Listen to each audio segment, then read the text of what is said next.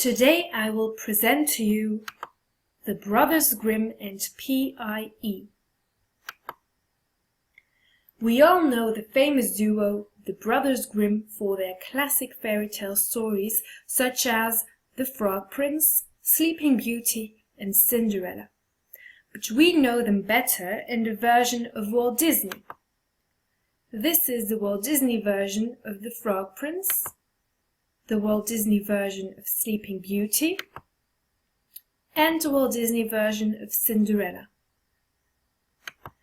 But here are some facts that you probably didn't know yet.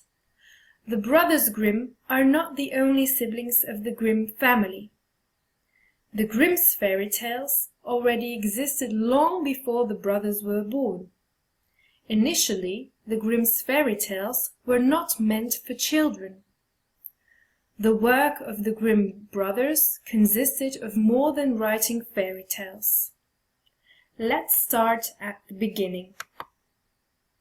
The Brothers Grimm are not the only siblings of the Grimm family. Who are they then? Jacob and Wilhelm Grimm were born at the end of the 18th century in Hanau near Frankfurt. The Grimm's family was an elaborate family of 9 children. Their lives were fortunate and blissful until the day their father died. They had to move from their beloved home on the countryside into a narrow house. Nevertheless, the brothers went on to study law at university. Sadly enough, they had to quit their studies after the loss of their mother, and they became librarians in order to support their brothers and sisters. The Brothers Grimm are known as the inseparable two, but they are not twin brothers.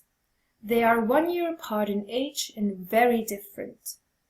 Jacob is the more quiet and introverted brother of the two, while Wilhelm is warmer but physically weaker because of heart problems.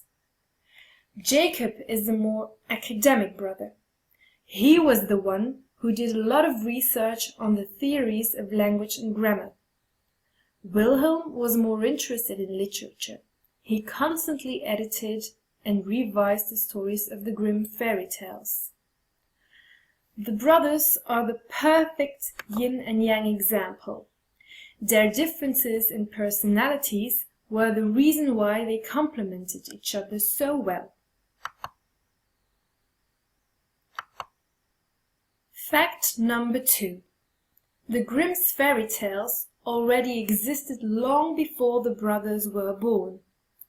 The brothers were very passionate about German folklore.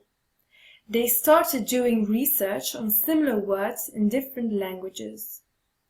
As part of their research, they collected folk tales that were passed down orally from generation to generation. They interviewed relatives, friends, and even guests about these tales. In 1812, Jacob and Wilhelm published 86 of the stories they collected in their classic Grimm's fairy tales. The next fact gives us more information about the Grimm's fairy tales that initially were not meant for children. The stories were not child-friendly at all. They were very cruel, and the main themes were abduction, loss, and even death. I will give you an example that will make you understand how cruel the stories actually were. Cinderella's stepsisters cut off their toes and heels to fit into the slippers. That's not child-friendly at all.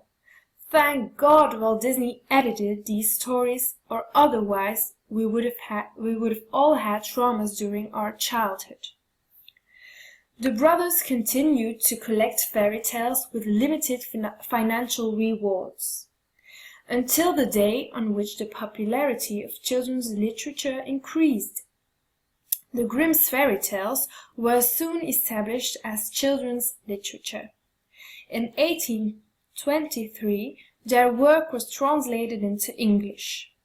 Because of this huge success, A smaller edition with 50 of their most important tales were published in 1925. To give you an idea of how popular their book was, well, it was the most reprinted book after Luther's Bible. While they were collecting these folk tales, they were also able to investigate phonetic similarities in different languages. This leads us to the fourth fact about the Brothers Grimm. The work of the Grimm brothers consisted of more than writing fairy tales.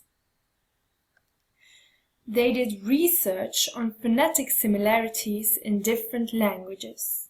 They worked on two very important projects: Grimm's Law and their Grimm.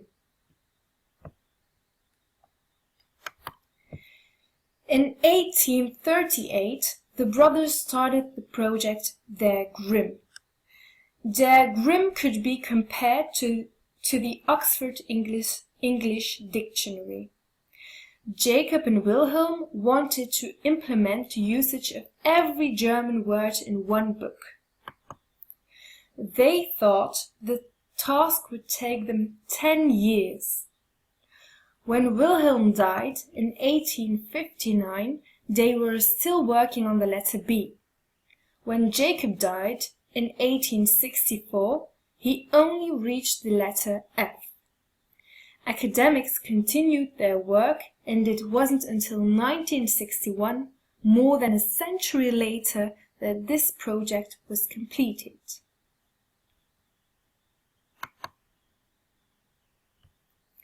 In 1819, Jacob set one of the earliest and most important linguistic laws. He gave linguistics a sound basis. Grimm's law tells us that consonants of different Indo-European languages relate.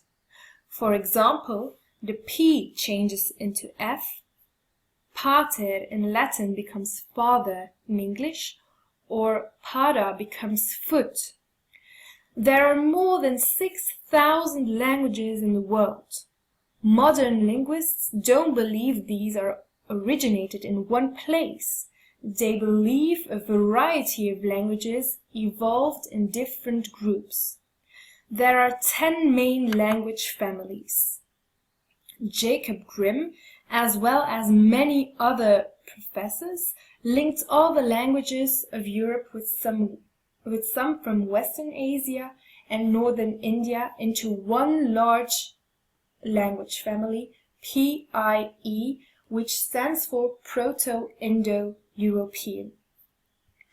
We believe that 5,000 years ago, when tribes migrated through Europe and Asia, PIE split into a number of dialects, and in time these developed into separate languages.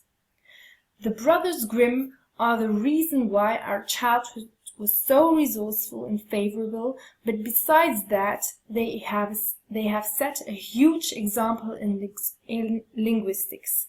Amen to that.